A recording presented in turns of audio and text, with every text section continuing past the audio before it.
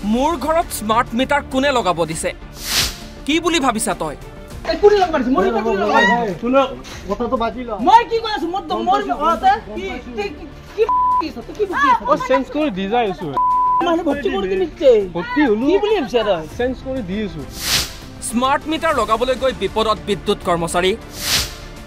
কৰ্মচাৰীক প্ৰহাৰ ৰতন বৰাৰ কিয় মাৰিছিলে মই মিটাৰটো লগাব আগদিছো কিয় লগাইছে মাইকি কে সেইকাৰণে মাৰিছে আপুনি কোনে লগাব দিছে মই শুনক কথাটো বাজি ল মই কি কৈ আছো মোৰ ঘৰতে কি মানে ভৰ্তি কৰি দিছে ভৰ্তি হলো কি বুলি ভাবিছা তই ঘটনা নলবাৰীৰ খাটিকুছিৰ গাঁওখনৰ ৰতন বৰাৰ ঘৰলৈ স্মাৰ্ট মিটাৰ লগাবলৈ গৈছিল 4 বিদ্যুৎ কৰ্মচাৰী কিন্তু গৰাকী ৰতন বৰাই বিদ্যুৎ কৰ্মচাৰী ইছমাইল আলী ৰাহুল আলী সানি আলী আৰু ইমামুল হুছেইনক প্ৰহাৰ কৰি খেদি পঠিয়াবলৈ চেষ্টা কৰে কোনে লগাব দিছে মই শুনক কথাটো বাজি ল মই কি কৈ আছো মোৰ ঘৰতে কি ও সেন্স কৰি দি যাইছো মানে ভৰ্তি কৰি দিছে ভৰ্তি হলো কি বুলি ভাবিছা তই সেন্স কৰি দিছো বিদ্যুৎ বিভাগৰ খবৰৰ ভিত্তিত ৰতন বৰাৰ ঘৰত উপস্থিত হয় আৰক্ষী আৰু বিদ্যুৎ কৰ্মচাৰীৰ সন্মুখত হিৰোগিৰি দেখুৱা ৰতন বৰা আৰক্ষীৰ সন্মুখত ভিজা মেকুৰী হৈ পৰে পাবজি খেলা মই মাৰবে হাগজা আৰু নাই ইমান দম না নহয় জানো মই মাটি গেছি ইছলো এন্দক মাৰ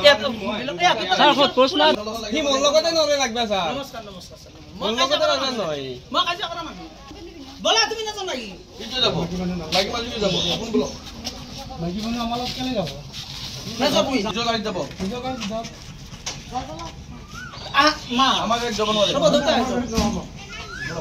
এতে পকতিয়া ফ্ৰী কাম কৰিব আহা নাই নহয় এটা কমে গোটেইটা ভিডিও দবা নাই এইটো ভিডিও দবা আহি কিয় মাৰিছিলে আপুনি কোনি কিয় মাৰিছিলে মই মিটাৰটো লগাব আগদিছো কিয় লগাইছে মাইকি কে সেইকাৰণে মাৰিছে আপুনি অৱশেষত আৰক্ষীয়ে আটক কৰি লৈ যায় ৰতন বৰাক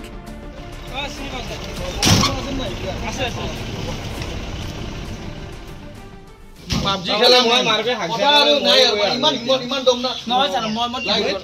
মাটি গেছি ইছলো এন্দক মাৰ স্যাৰ কত প্ৰশ্ন হি মন লগতে নৰে লাগবা স্যাৰ নমস্কাৰ মন লগতে নাজান নহয় মই কাজিয়া কৰা মানুহ বলা তুমি নাজান নাকি ইটো যাব লাগি মাজি যাব আপোন বল লাগি মানে আমাৰ লগত কেনে যাব না যাব ইটো লাগি যাব ইটো কাজ যাব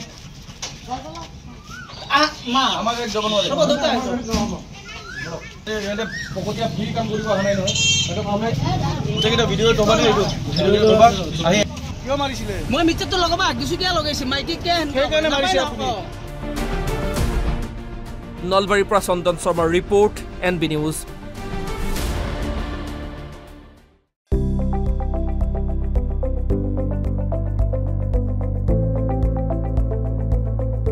NB নিউজ